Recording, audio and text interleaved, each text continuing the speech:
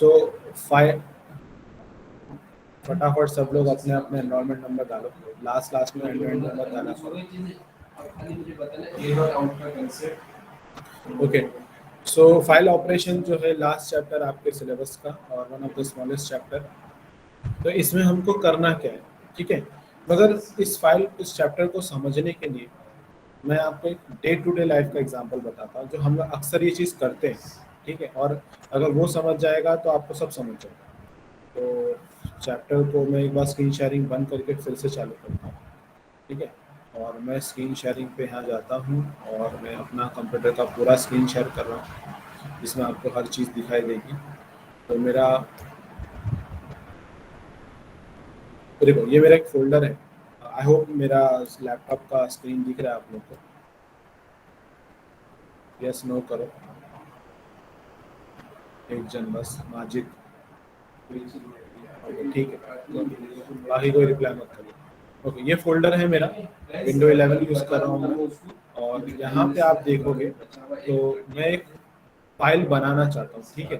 तो I need to do what, I need to create a file and open it. मैं भी file बनाना चाहता हूँ, क्रिएट करना चाहता हूँ। तो मैं राइट क्लिक किया और फिर मैंने उसको शो मोर पे किया। विंडो 11 में ऐसा करना पड़ता है एक्चुअली। न्यू पे गया और यहाँ पे जाने के बाद मैंने टेक्स्ट डॉक्यूमेंट पे क्लिक किया, तो एक नोटपैड की फाइल बनेगी मेरी, टेक्स्ट डॉक्यूमेंट। इस फाइल को मैं नाम देता हूँ एग्जाम्पल नाम दिया और एंटर मारा। तो अब इस फाइल का नाम बन रहा है example.txt, क्योंकि टेक्स्ट डॉक्यूमेंट फाइल है नोटपैड की, और 0 KB दे रहा है मेरे को।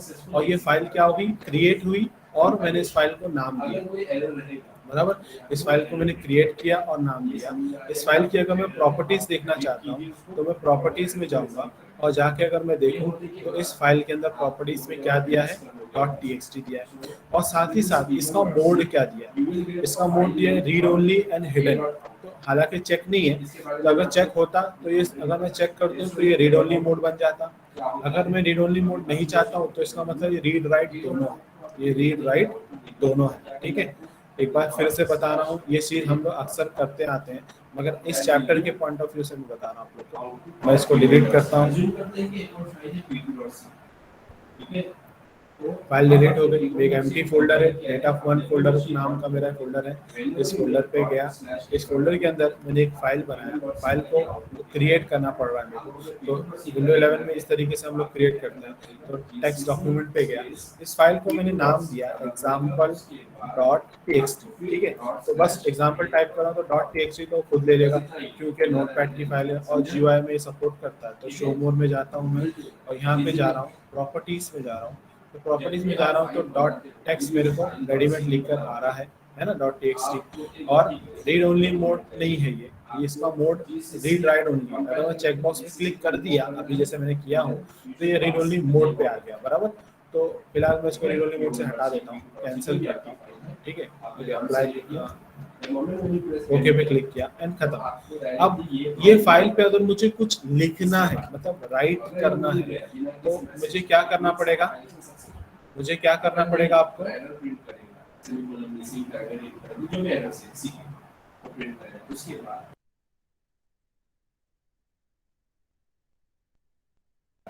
ओके। ये फाइल को अगर मुझे रीड करना होगा तो मुझे क्या करना होगा, इधर पे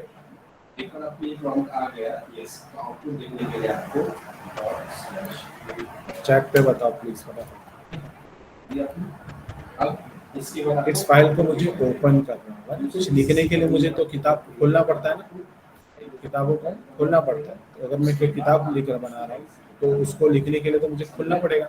वैसे ही मैं इसको ओपन करूंगा, ठीक है। ओपन, तो ओपन नाम का मेरे पास एक रेडीमेड फंक्शन है। क्या है, एक रेडीमेड फंक्शन है। तो और अब इसमें मैं क्या करता हूँ, लिखता हूँ। अब लिखने के लिए मैं इसमें लिख रहा हूँ ABCDE, फिर एक नेक्स्ट लाइन में गया EFG, ठीक है, FGHI, फिर नेक्स्ट लाइन में गया JK, सो फिर ऐसा करके Z तक गया। तो Z will be show me my and of the file, ये मेरा फाइल का आखिरी एंड ऑफ फाइल, ठीक है, जिसको शॉर्टकट में हम लोग बोलते हैं EOF। क्या बोलते हैं, EOF। मतलब मान लो कि आपने यहाँ तक ही, जहाँ मेरा कर्सर है वहीं तक ही आपने टाइप किया। तो ये जो मैं टाइप कर रहा था जो मैं टाइप कर रहा था एक एक alphabet, it was writing operation, it was a writing operation. समझ में आया कि इस ऑपरेशन को क्या बोलेंगे हम लोग, राइटिंग ऑपरेशन। तो मैंने यहाँ पे राइट ऑपरेशन किया, और अगर मेरे को इस फाइल, अभी मैं क्या करूँगा, इसको मैंने क्रॉस कर दिया, क्या कर दिया, क्रॉस कर दिया, तो सेव करने के लिए बोल रहा है, तो ठीक है मैं सेव कर देता हूँ और बंद कर देता हूँ। अब देखो 0 से वो 1 के भी हो गया, मतलब मेमोरी ऑक्यूपाइड हो गई। तो जो भी चीज़ मैं यहाँ पे सेव कर रहा हूँ, जो भी अल्फाबेट यहाँ जा रहा है, it is actually stored in an buffer, एक किस्म की मेमोरी में स्टोर हो रहा है। ये क्या हो रहा है, एक किस्म की मेमोरी में स्टोर हो रहा है, ठीक है, एक किस्म की वो मेमोरी में स्टोर हो रहा है। एक मिनट चाहिए, ठीक है।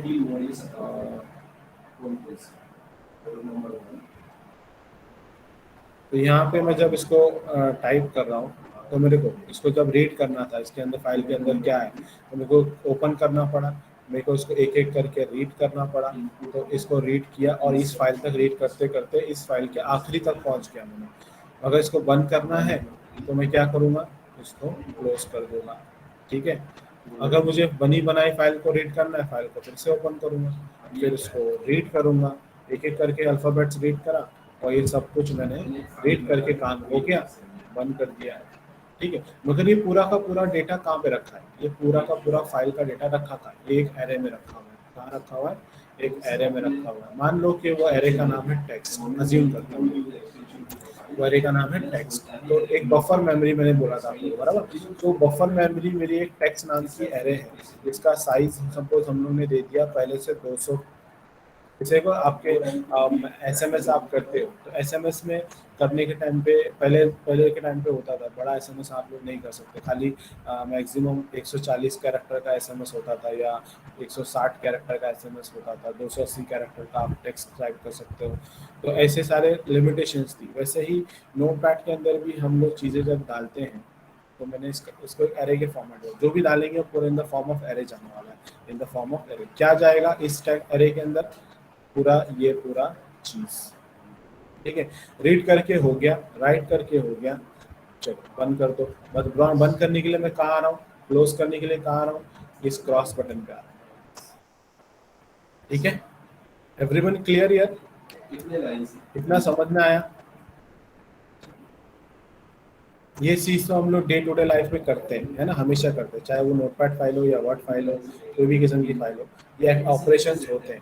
मगर इसको सी प्रोग्रामिंग में हम लोग कैसे करेंगे, ठीक है, उसको देखते हैं। चलो तो मैं यहाँ पे इसको स्टॉप करता हूँ स्क्रीन शेयरिंग को, फिर से स्क्रीन शेयरिंग करता हूँ, और पहले तो मैं जाता हूँ मेरे पीपीटी पे। अभी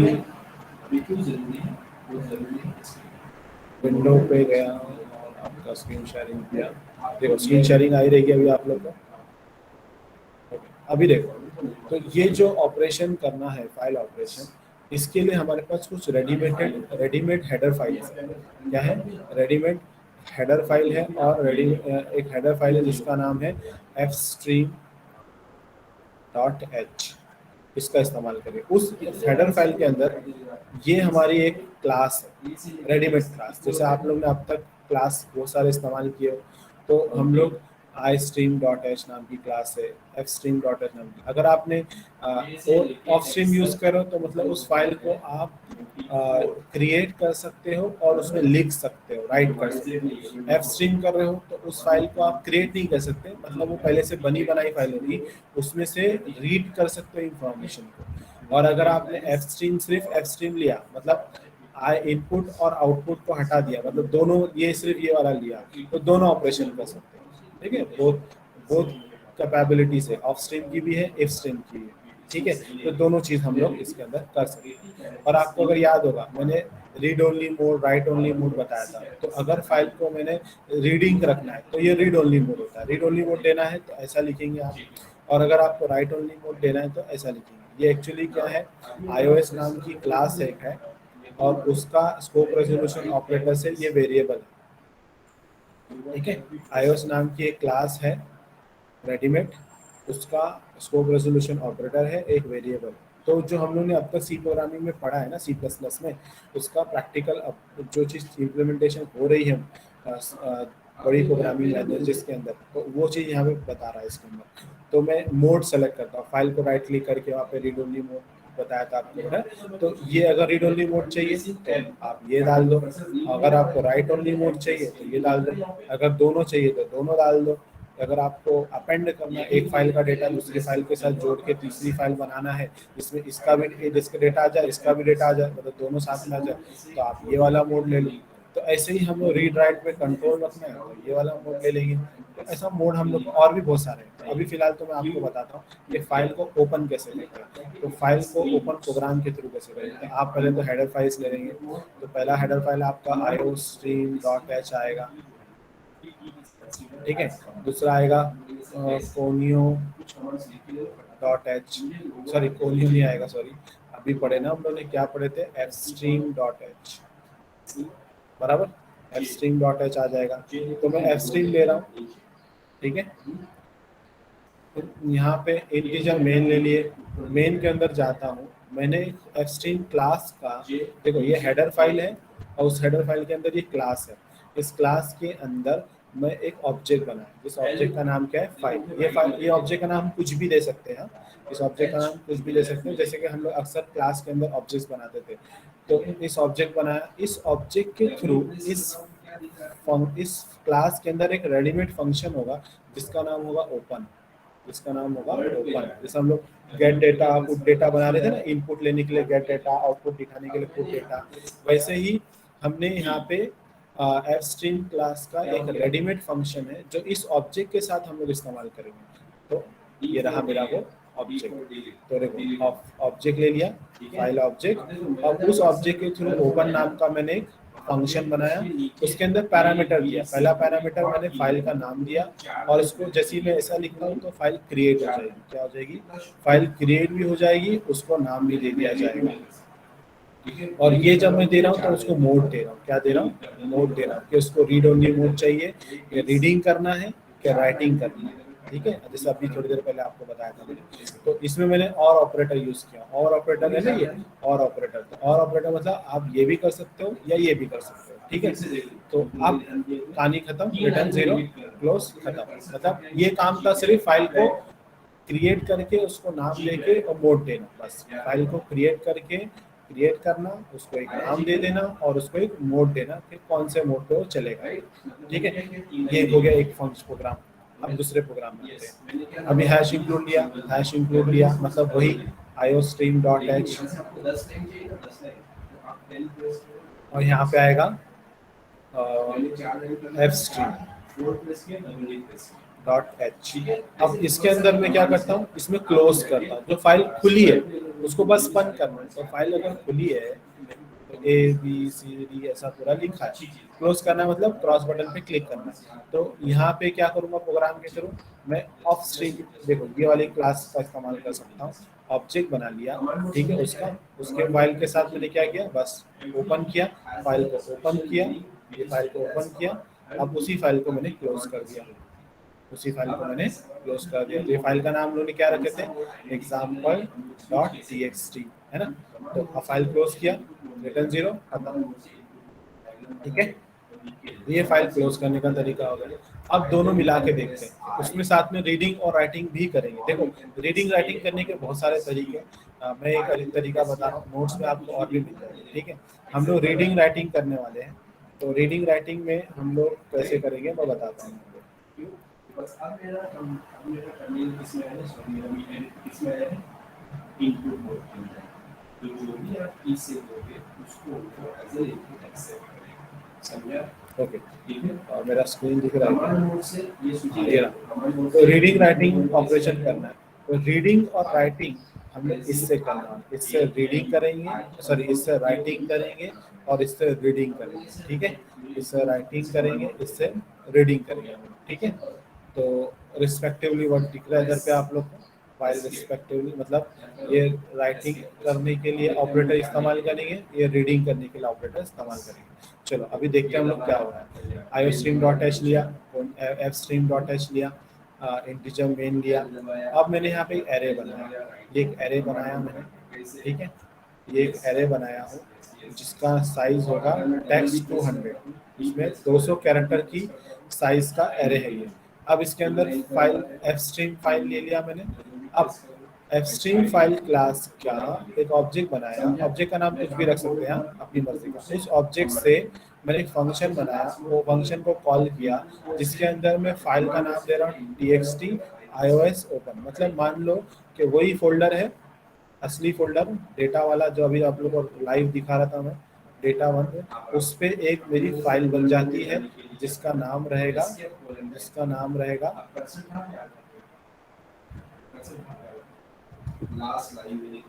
एग्जाम्पल डॉट टीएक्सटी। ठीक है, एक फाइल बन गई, इसको मोड दे दिया कि आप इसको रीड करेंगे या राइट करेंगे। ठीक है, और अब इसमें क्या करूंगा मैं कमांड प्रॉम्प्ट में, ये जो मेरा हमारा प्रोग्राम को रन करते हैं तो अक्सर कंसोल स्क्रीन आता है ना, जो आउटपुट स्क्रीन होता है, आउटपुट वाला स्क्रीन जिसको हम लोग कंसोल बोलते हैं या कमांड प्रॉम्प्ट बोलते हैं, सीएमडी। तो उधर पे मेरे को सी आउट पे लिख कर आएगा write text to be written on the file, मतलब आप क्या लिखना चाहते हो फाइल पे। तो ये पूरा मेरे को एज इट इज लिख कर आएगा write text into the file. ठीक है, अब मैं वो फाइल के अंदर जो राइट करना चाहता हूँ वो मैं ऐसा करूंगा, उसको हाँ राइट करने से पहले मैं चेक करूंगा कि भाई इसमें जगह कितनी है, उसमें जगह कितनी है। तो टेक्स्ट जो मेरा एरे है उसका मैं क्या कर रहा हूँ, साइज ऑफ ऑपरेटर से साइज चेक कर रहा हूँ कि उसका साइज कितना है। तो ये तो मेरा एरे है, उसका साइज मुझे यहाँ से मिल जाएगा। तो एरे का नाम क्या है, टेक्स्ट साइज कितना है 200 कैरेक्टर तक मैं टाइप कर सकता हूँ, है ना। तो ये मुझे इसके थ्रू सीन के थ्रू मिल जाएगा। अब मैं क्या करता हूँ, राइटिंग का ऑपरेशन करूंगा। अब राइटिंग का ऑपरेशन करने के लिए मुझे क्या करना पड़ेगा, फाइल ऑब्जेक्ट के थ्रू, फाइल ऑब्जेक्ट पे ये जो ऑपरेटर था ना राइट करने के लिए, जो अभी हम लोग पढ़ रहे थे, ये ऑपरेटर के थ्रू एरे के अंदर राइट करूंगा। तो मैं यहाँ पे जब राइट करूंगा ना, तो मैं यहाँ पे टाइप कर रहा हूँ, तो मैं यहाँ पे जो टाइप करूंगा A B C D so Z तक, एंड ऑफ द फाइल मेरा जेड पे। तो मतलब अगर मैं ये फाइल को ओपन करके देखूंगा, इस फाइल को एग्जाम्पल डॉट txt को ओपन करके देखूंगा, तो यहाँ पे लिख कर आएगा मेरे को A B C D and Z तक, ऐसा लिख कर आएगा। ठीक है, अब ये फाइल पे लिख चुका हूँ मैं। अब मुझे ये जानना है कि भाई मैंने जो लिखा हूँ, जो राइटिंग मैंने किया हूँ, क्या उसके अंदर है। जैसे हम लोग देखो गेट डेटा से इनपुट लेते थे, क्योंकि ये पार्ट तो सिर्फ इनपुट का हुआ, उस फाइल के अंदर इनपुट गया, मगर मुझे उस फाइल के अंदर जो गया है उसको देखना है, तो मुझे क्या करना पड़ेगा, आउटपुट बोलते हैं ना हम लोग, उधर पे पुट डेटा करते थे, आउटपुट करते थे, आउटपुट देखना पड़ेगा। वैसे ही यहाँ पे मैं क्या करूँगा, रीडिंग करूँगा। तो रीडिंग करने के लिए मुझे क्या करना पड़ेगा, वैसे ही लिखना पड़ेगा, फाइल, यही फाइल डालूंगा, ऑब्जेक्ट लूंगा, तो देखो फाइल ऑब्जेक्ट लिया, और ऑपरेटर क्या यूज किया मैंने, ये वाला, रीडिंग के लिए, मतलब अंदर जो डेटा है उसको पढ़ो। मगर वो अंदर डेटा काय में डाले थे आपने, एरे में डाले थे ना। मतलब जब आप राइट कर रहे थे, तो यहाँ पे देखो, जब आप राइट कर रहे थे तो एक्चुअली में हो रहा ये था, एक्चुअली में हो रहा क्या था, मैं एक बार फिर से दिखा रहा हूँ ये वाला पार्ट। जब आप राइट कर रहे थे तो आपने पहले तो एरे का साइज चेक किया, ठीक है, एरे का साइज 200 का मालूम पड़ा। फिर राइट करने के लिए आपने क्या किया, फाइल ऑब्जेक्ट से टेक्स्ट एरे के अंदर डेटा लिखा। तो लिखेगा हम लोग ने यहाँ लिखे ए बी सी डी, फिर जेड तक चले गए, है ना। ये एक्चुअली में गया किधर है, एक्चुअली में it went into my array, ये एरे के अंदर गया, है ना। और फिर अब मैं जो डेटा अंदर गया है वो एक्चुअली में यहाँ पे गया है, यहाँ पे भी दिखेगा सेम चीज, आपको यहाँ पे भी दिखेगी। मतलब यहाँ से डेटा जो एरे ये है मेरा, उसके अंदर यहाँ पे गया। अब मुझे अंदर क्या है वो जानना है, अंदर क्या है जानना है, तो वापस वही वही एरे यूज करूंगा जिसमें मैंने लिखा है। तो ये डेटा है किधर, ये डेटा एक्चुअली में एरे के अंदर है ना। तो मुझे वो डेटा क्या लिखा है अगर वो जानना है, तो मैं ये लाइन जानूंगा जिसमें मैंने राइटिंग का ऑपरेटर यूज किया, रीडिंग का ऑपरेटर यूज किया, यहाँ पे दिख रहा होगा आप लोग को। ठीक है, तो ये अब मुझे जानना है कंसोल में कि यहाँ लिख कर आए मेरे इसमें क्या लिखा है। ठीक है, ये इनपुट डेटा को मैंने ऐसा किया था, मैं आउटपुट में भी मैं चाहता हूँ कि कंसोल में ही आउटपुट आए, तो सी आउट का इस्तेमाल कर सकता हूँ मैं। तो सी आउट में मैंने टेक्स्ट डाल दिया, तो वो एरे है ना, तो उसके अंदर जो कुछ लिखा है वापस से प्रिंट होकर इधर आ जाएगा, जेड तक। खत्म हो गया, मेरा रीडिंग भी हो गया। मतलब यहाँ पे मैंने फाइल को ओपन किया, इस जगह पे फाइल को क्रिएट करके ओपन किया, इस जगह पे मैंने फाइल के अंदर कितना मैं कैरेक्टर लिख सकता हूँ उसकी साइज को पहले चेक किया, यहाँ पे मैंने फाइल के अंदर लिखा, और यहाँ पे मैंने फाइल के अंदर जो लिखा है उसको रीड किया, और जो लिखा है उसको कंसोल में रीड करना था, तो यहाँ पे भी मैंने वापस उसको सी आउट के थ्रू लिखा। अब काम हो गया, फाइल को क्लोज कर दो। तो क्लोज करने के लिए मैं क्या करूंगा, फाइल डॉट क्लोज टाइप करूंगा और क्लोज रिटर्न 0, खत्म। मतलब क्लोज करने के लिए क्या रहेगा, यहाँ पे क्रॉस बटन रहेगा, इसको दबा दूंगा, क्लोज हो जाएगा। तो इस तरीके से फाइल को ओपन क्लोज हम लोग करते हैं। ठीक है, तो इस तरीके से हमारा पूरा चलता है, closing and opening of file, reading and writing of file.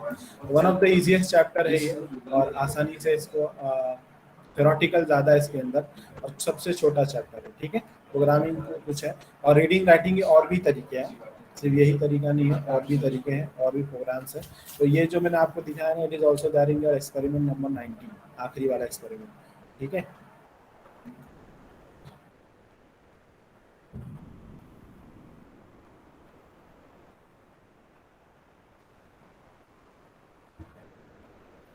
तो अगर मैं ऊपर ऊपर से बोलूँ तो we have completed the syllabus, but फिर भी कुछ चीज़ें बाकी है, तो स्टे बैक, कुछ चीज़ें इस चैप्टर के अभी भी बाकी है, वो हम लोग कर सकते हैं, मगर ऊपर ऊपर से हम लोग ने पूरा सिलेबस खत्म कर दिया, 99% वी हैव कंप्लीटेड। ठीक है, ये देखो, एक इसकी कमांड से इसकी कमांड से, तो इसका स्क्रीनशॉट मैंने आप लोगों को व्हाट्सएप ग्रुप पे दिया हूँ, एक बार देख लेना। और एक तरीका रीड राइट करने का ऐसा भी है, एक तरीका अलग भी है, वो नेक्स्ट लेक्चर में इंशाल्लाह हम लोग देखेंगे। ठीक है, तो यहाँ पे मैं सेशन मेरा क्लोज करता हूँ। ये हो गया हमारा ऑफिशियली, नहीं ऑफिशियली तो अभी बोलूँगा नहीं कि सिलेबस खत्म हुआ है, 99% अभी खत्म हुआ है, 1% बाकी है। ठीक है, ठीक है, क्योंकि आपको स्विच करता है कमांड मोड से इंसर्ट मोड। ओके, कुछ कमांड नहीं आती। तो रिकॉर्डिंग को मैं क्लोज करता हूँ, अभी भी कोई बाकी है, एनरोलमेंट नंबर फटाफट डालो, मैं सिर्फ 10 तक गिनूंगा, 1 2 3 10। ठीक है, you can leave the session. Next lecture में जो पार्ट कुछ बचे रहेंगे वो करेंगे। सर हाँ बोलो।